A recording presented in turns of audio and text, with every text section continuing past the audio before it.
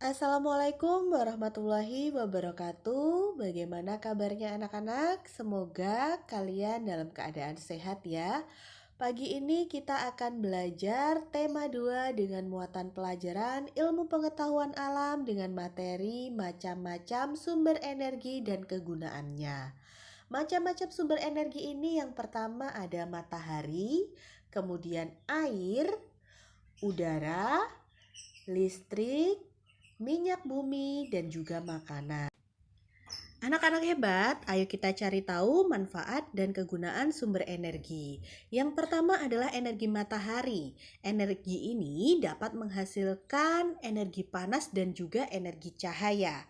Dan juga matahari ini merupakan sumber energi terbesar yang ada di bumi. Dengan manfaatnya, yang pertama dapat membantu proses fotosintesis tumbuhan. Lalu matahari juga bisa membantu mengeringkan benda-benda yang basah. Kemudian matahari dapat membantu proses dalam pembuatan garam. Matahari juga bisa sebagai sumber pembangkit listrik atau panel surya. Kemudian, matahari juga bisa membantu pembentukan vitamin D untuk tulang. Nah, anak-anak, berikut adalah manfaat dari sumber energi air. Yang pertama, bisa membantu untuk mengairi sawah. Yang kedua, sebagai sumber energi listrik. Apa namanya? PLTA. Kemudian, sebagai sumber air minum bagi makhluk hidup. Lalu bisa digunakan sebagai kebutuhan sehari-hari untuk memenuhi kebutuhan sehari-hari.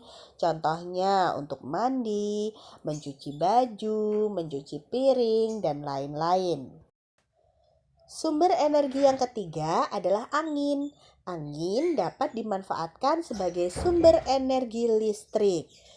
Kemudian dia bisa menggerakkan baling-baling yang kemudian dapat menghasilkan listrik. Yang kedua adalah membantu mengeringkan pakaian. Yang ketiga, membantu nelayan untuk menggerakkan perahu layar. Sumber energi selanjutnya adalah energi listrik. Energi listrik adalah sumber energi yang biasa digunakan untuk membantu aktivitas kita sehari-hari. Energi listrik dapat dimanfaatkan untuk menyalakan TV, kemudian menyetrika baju, dan lain-lain. Sumber energi selanjutnya adalah minyak bumi.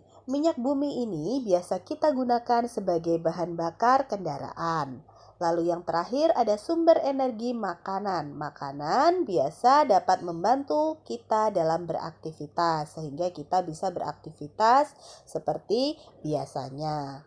Lalu apa saja yang harus kita lakukan? Kita harus bijak dalam menggunakan sumber energi. Kenapa? Agar ketersediaan energi di bumi ini tidak cepat habis. Nah, untuk itu kita harus senantiasa selalu menjaga agar bijak dalam penggunaan energi. Dalam penggunaan sumber energi ini berkaitan erat dengan yang namanya kewajiban dan juga hak. Apakah kalian tahu apa itu kewajiban? Ya, kewajiban adalah sesuatu yang harus dilaksanakan dengan penuh tanggung jawab. Jadi apa yang harus kita lakukan, apa yang harus kita kerjakan itu namanya kewajiban. Kemudian hak itu adalah segala sesuatu yang harus didapatkan oleh setiap orang. Apa yang harus kita terima, apa yang harus kita dapatkan itu namanya hak. Nah, anak-anak mudah ya membedakan kewajiban dan juga hak. Lalu, ini adalah kewajiban dalam memanfaatkan sumber energi. Yang pertama, kita harus menggunakan energi ini secara bijaksana. Tidak boleh secara pemborosan. Kemudian menggunakannya secara efektif dan efisien. Ketika menggunakan elektronik, kita harus matikan ketika sudah tidak terpakai lagi. Kemudian apa? Tidak membiasakan diri untuk berperilaku boros. Nah, sehingga dalam penggunaan listrik ini sesuai dengan kebutuhan, tidak berlebihan. Kemudian apa lagi? Yang terakhir adalah mematikan lampu dan peralatan elektronik ketika tidak digunakan lagi, ketika mau tidur, lalu menghemat penggunaan energi. Kalau tadi ada kewajiban, sekarang ada hak. Hak apa yang kita peroleh ketika memanfaatkan sumber energi? Yang pertama adalah kita mendapatkan energi yang dapat kita gunakan dalam kehidupan sehari-hari. Kemudian bisa menggunakan energi ini kapan saja dan di mana saja.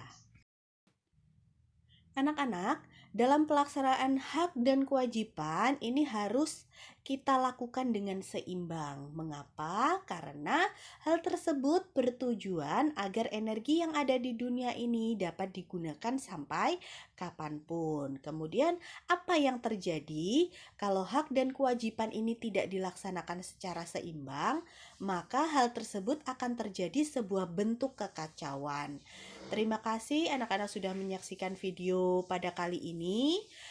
Semoga anak-anak berikan kemudahan. Sekian, wassalamualaikum warahmatullahi wabarakatuh.